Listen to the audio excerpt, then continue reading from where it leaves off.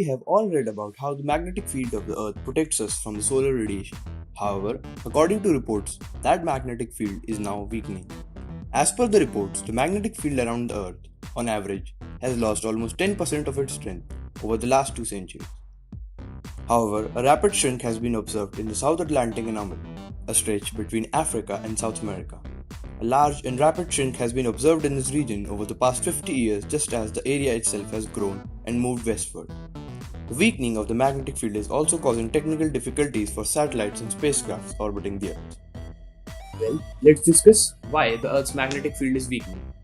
One of the most speculated reasons behind this is that there is a chance that the time for Earth's pole reversal is coming near. The reversal of the poles is called geomagnetic reversal and reportedly took place about 780,000 years ago. Pole reversal is when the north and south magnetic poles flip. While this flip will not occur immediately or suddenly, it will happen over centuries. There would be multiple north and south magnetic poles during this period around the planet. This is definitely not the first time that pole reversal will be happening on planet Earth. This event has occurred a few times in the history of our planet.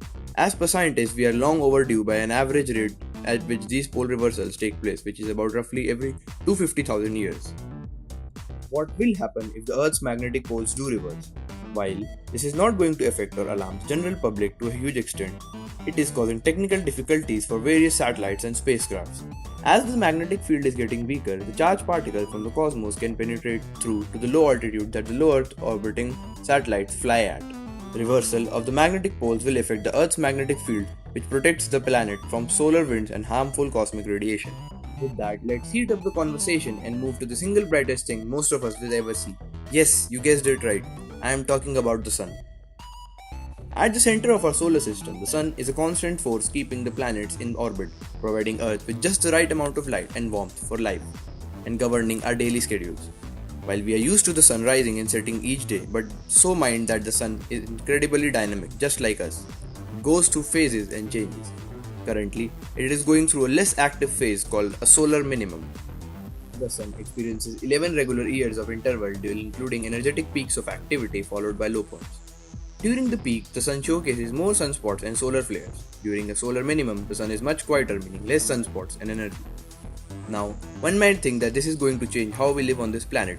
Well, there is no short answer to that, so let's explore in what information do we have. The last time this occurred was between 1650 and 1715 during what is known as the Little Ice Age in the Earth's northern hemisphere, when combination of cooling from volcanic aerosols and low solar activity produced low surface temperatures. But this solar minimum would spark another ice age. The warming caused by the greenhouse gas emission from human burning of fossil fuels is 6 times greater than the possible decades-long cooling from a prolonged grand solar minimum, as quoted by scientists at NASA. Even if a grand solar minimum were to last a century, global temperatures will still continue to rise. The Sun is also responsible for what is known as space weather, sending particles and cosmic rays streaming across our solar system. The Sun is strongly magnetized. Sunspots release solar flares which can send X-rays and ultraviolet radiation hurtling towards the Earth. Even when the Sun is quiet during the solar minimum, it can be active in other ways, like coronal holes that open in the Sun's atmosphere and sending out blazing streams of energized particles flying through the solar system on rapid solar winds.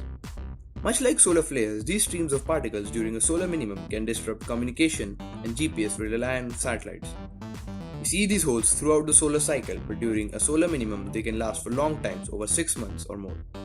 More highly energetic particles called galactic cosmic rays can reach the Earth, specifically its upper atmosphere during a solar minimum.